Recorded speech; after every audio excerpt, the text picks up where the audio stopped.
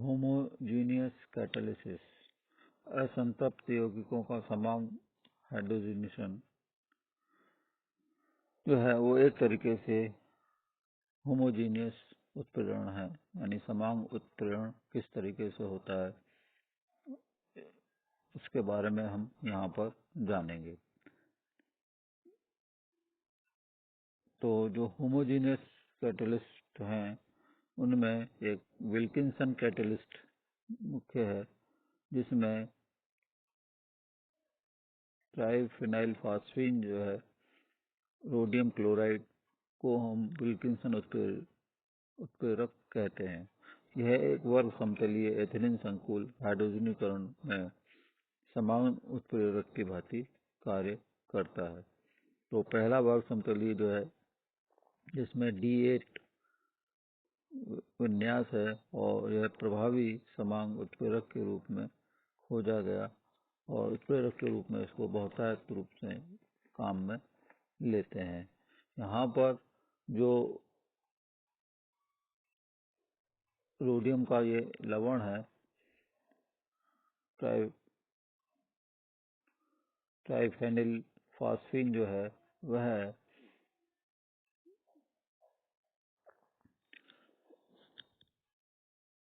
इसमें से आसानी से निकल जाता है और ये जो विलायक जो है उसकी उपस्थिति में आसानी से वियोजित हो जाता है और ये अस्थायी अत्यधिक अस्थायी डाई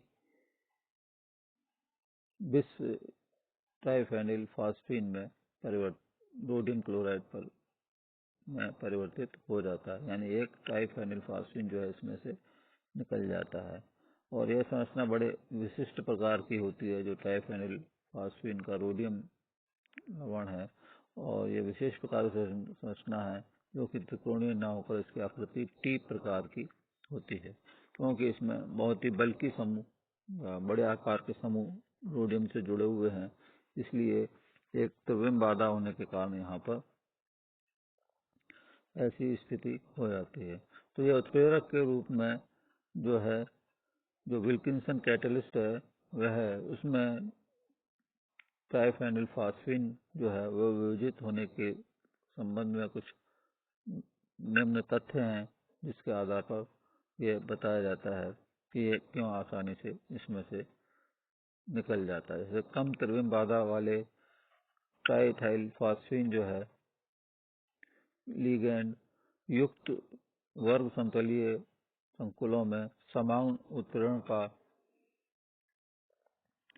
गुण नहीं पाया जाता है, क्योंकि भारी लिगेंडों में त्रिविमीय बाधा से संकुल का वियोजन समान उत्प्रेरण के लिए अत्यंत आवश्यक है। यानी ये जो भारी लिगेंड बने हैं बड़े आकार जिनमें कि त्रिविम बाधा उत्पन्न हो रही है, केवल वही लिगेंड ही इस वियोजन में या इस प्रकार के संकुल ही इस समान उत्प्रेरण के लिए काम में आते हैं, वही यह समान उत्प्रेरण का गुण प्रदर्शित करते हैं।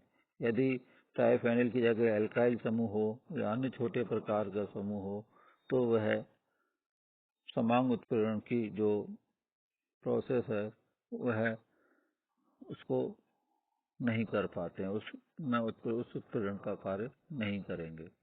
इसी प्रकार से जो इरिडियम के संकुल है वह धातु फास्फोरस बंध मजबूत होता है, जिससे यह आयनित नहीं हो पाता और ना ही ये उत्प्रेरक की भांति व्यवहार करता। यानी दूसरा कारण यह है कि यह आसानी से वियोजित होना चाहिए। यदि वह वियोजित नहीं होगा तो वह उत्प्रेरक के रूप में कार्य नहीं करेगा। यहाँ पर जो रोडियम क्लोराइड जो है ट्राइफेनिल फास्फीन ट्राई का जो रोडियम लवण है वह आसानी से वियोजित होकर ट्राइफेनिल फास्फीन निकाल देता है और विलायक के साथ ही अभिकृत हो जाता है। जो भी विलायक इसमें काम में लेंगे उसमें ये फास्फीन जो है वह निकल जाएगा और उसकी जगह जो सॉल्वेंट है विलायक है उसका अणु उसमें जुड़ जाता है।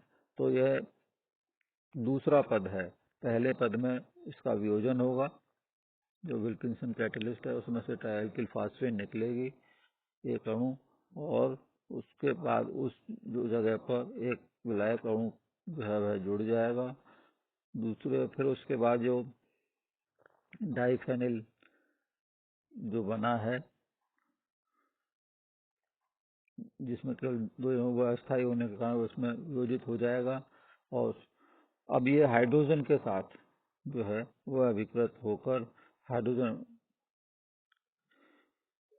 जो है उसके साथ एक उपसंयोजक बंध के द्वारा इसका के रूप में इसका योग हो जाएगा। और यह विलायकित जो अणु है, यानी जो सॉल्वेटेड अणु है, सॉल्वेंट जिसमें जुड़ा हुआ है एक अणु, वह हाइड्रोजन के योग कर उपसंयोजक बंध का अणु बना लेता है। और अगले पद में यह उपसंयोजक बंध जो है,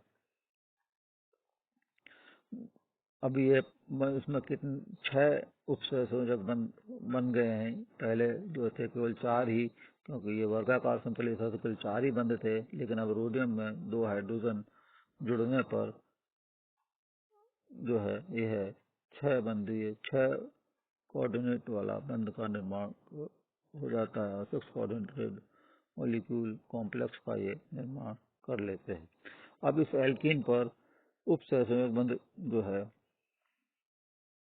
द्वारा जुड़ा हुआ है, और फिर एक हाइड्रोजन परमाणु के साथ जुड़कर जो है एल्किल समूह अलग हो जाता है, और यह पद वेग निर्धारक पद भी होता है। यानी इसमें जो एल्कीन है वह उसका योग हो जाता है, यानी जो एल्कीन है जिसमें कार्बन कार्बन द्विबंध है वह इसके साथ जुड़ना शुरू करेगा, और उस जो 2 हाइड्रोजन जुड़े हैं उनमें से एक हाइड्रोजन को यह एब्स्ट्रैक्ट करके, अपहरण करके उसको, और यह एल्केन के रूप में जुड़ जाएगा। तो यहाँ पे एल्कीन जो है वह उसका जो है इंसर्शन हो जाता है, उसमें जुड़ जाता है, और एक हाइड्रोजन को ये जो 2 हाइड्रोजन के साथ बंध बने थे उसमें से एक हाइड्रोजन को ये खुद अपने में समाहित कर लेता है। तो यह मध्यवर्ती जो है विलायकन द्वारा एल्केन अणु मुक्त करता है। तो यह एल्केन अणु जो है, अब जो दूसरा जो सॉल्वेंट है, वह जो सॉल्वेंट काम में लिया है वह सॉल्वेंट इस एल्केन समूह को खुद उसको अलग कर देगा, एल्केन समूह को, और खुद भी उसके स्थान पर जुड़ जाएगा। तो ये अब जो एल्केन समूह जो है, क्योंकि यहाँ पे एक हाइड्रोजन एक बंधन कम हुआ है, अब ये पंच संयोजी रह गया है, इसलिए इसको पुनः 6 कोऑर्डिनेटेड छठ संयोजी करने के हेतु अधिक स्थायित्व के लिए एक सॉल्वेंट का अणु जो है इसमें जुड़ जाता है, और ये पुनः विलायकित अवस्था में आ जाता है। और यदि ये वापस टेट्रा कोऑर्डिनेट बनेगा तो इसमें से सॉल्वेंट का अणु जुड़ जाएगा, और इसका इसमें से एल्केन जो है वह बाहर निकल जाएगा। तो ये एल्केन निकलने पर ये वापस टेट्रा कोऑर्डिनेटेड या स्क्वायर प्लेनर प्रकार का जो है कॉम्प्लेक्स है वह बन जाएगा। तो इस तरीके से ये एक तरीके से कैटलिस्ट का काम कर रहा है, जो शुरुआत में काम में लिया था एल्केन का एल्कीन का एल्केन में परिवर्तन कर रहा है। यानी दोनों हाइड्रोजन जो है यहाँ पर एक ही दिशा में यहाँ पर जुड़ेंगे।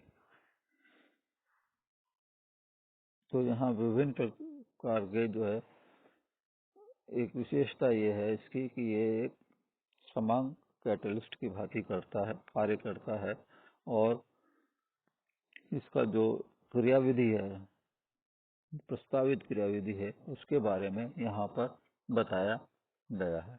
तो पहले जैसे पुनः इसका बताया जा रहा है कि जो रोडियम का जो विल्किंसन कैटलिस्ट है वह पहले अस्थायी रूप से टूटकर अस्थायी रोडियम क्लोराइड का लवण बनाता है, ट्राई एल्किल फिनाइल फास्फीन उसमें से बाहर निकल जाता है, और एक अस्थायी कॉम्प्लेक्स का निर्माण करता है। फिर अगले स्टेप में विलायक के साथ यह विक्रिया करता है, विलायक अणु के साथ क्रिया करके कटने के बाद ये हाइड्रोजन अणु के साथ अभिक्रिया करता है और छठ संयोजी या 6 कोऑर्डिनेटेड कॉम्प्लेक्स बनाता है। तो उसके बाद ये एल्कीन से अभिक्रिया करता है, एल्कीन का इंसर्जन होता है, उसमें से ऐड हो जाएगी, इसमें इंक्लूड हो जाएगी। और फिर ये एल्कीन जो है अपने उसमें जो हाइड्रोजन पूर्व में जुड़ा था उसके हाइड्रोजन एब्स्ट्रक्शन हो जाता है, उस हाइड्रोजन को अपने में समाहित कर लेता है ये एल्कीन, और एक द्विबंध से हटकर अब एकल बंध में परिवर्तित हो जाता है एल्काइल समूह में।